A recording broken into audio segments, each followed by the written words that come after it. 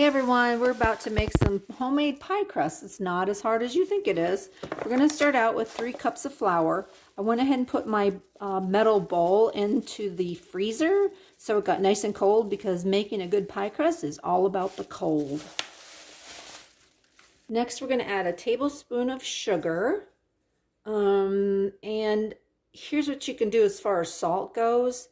I'm not adding any salt because I'm going to use salted butter. But if you use unsalted butter, then you need to put about a teaspoon of salt in there because you're going to need a little bit of saltiness. And my secret ingredient is cream of tartar. It just gives it a little lift. I'm not putting a lot in there, maybe half a teaspoon or so. That should be plenty, but it'll help. Okay, so next we're going to go ahead and have some butter that I had in the freezer. It's nice and cold. That's what you want for pie crust. Remember, nice and cold is best. And this is Amish rolled butter with the salt added, as I said before. I'm just going to grate this, just like you would cheese.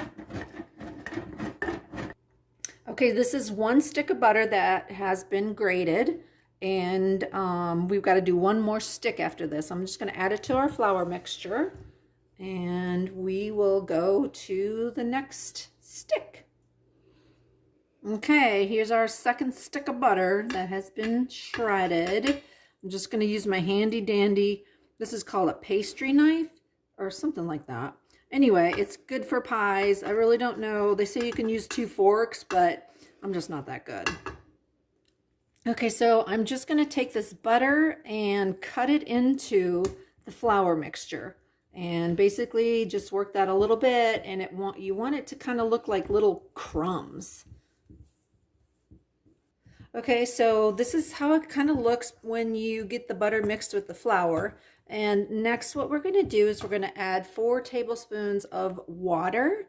And actually I'm going to go with 3 to start out with. And oh, I see, I guess I left this in the freezer too long. But anyway, nice cold butter. I mean, nice cold water. Butter's cold too. So we're going to do 3 tablespoons and go back to our little handy dandy pie cutter. So I'm going to go ahead and add the other tablespoon because I don't feel like it's getting where I need it. So other tablespoon of water, and I'm going to use the pastry cutter. It's not a pie cutter, it's a pastry cutter. Okay, so we got it mixed up like this. It still looks a little floury, a little, chunky, but we're going to take this and do half and half because I got 2 pie crusts here. So I'm going to go ahead and put about half of it onto my parchment paper. And we are, believe it or not, we are going to make this look like a pie crust. So now what we're going to do is just fold over the parchment paper and we're going to roll it. I have my grandma's rolling pin. I love it. Okay, so we're going to continue to roll it out, and hopefully this will make a lovely pie crust. All that yummy butter. So I went ahead and just kind of smashed the dough all together with my hands, and I made this nice little loaf kind of looking thing.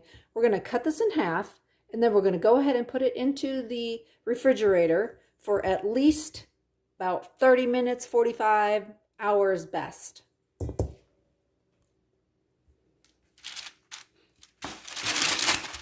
Okay, got one on this side, one on this side, and I'm going to just go ahead and cover it up good and put it in the fridge. Okay, so here's our dough. We got it out of the refrigerator. It's been sitting in there about an hour, and we simply just flatten this out to as wide as the pie tin that you're using. So, okay, so this is how our crust looks once we have it all rolled out and flat. So next thing we're going to do is put it in our handy dandy pie tin. The way you do this is just kind of work it off of the parchment paper and try to get it mostly off like this, and then kind of go this way. Nothing's a science, so if it sticks a little, oh well. And about got it. Okay, so then it goes in here. Put that in the middle. And we will simply flip this around. See how pretty that is? Okay, so what I'm doing now is I'm just kind of taking the extra dough that's, hanging over the edges, and just kind of folding it under. And once we get that accomplished, we'll go ahead and try to make it a little bit pretty. So we're going to be making a pumpkin pie. This is how our crust looks, just the one crust here.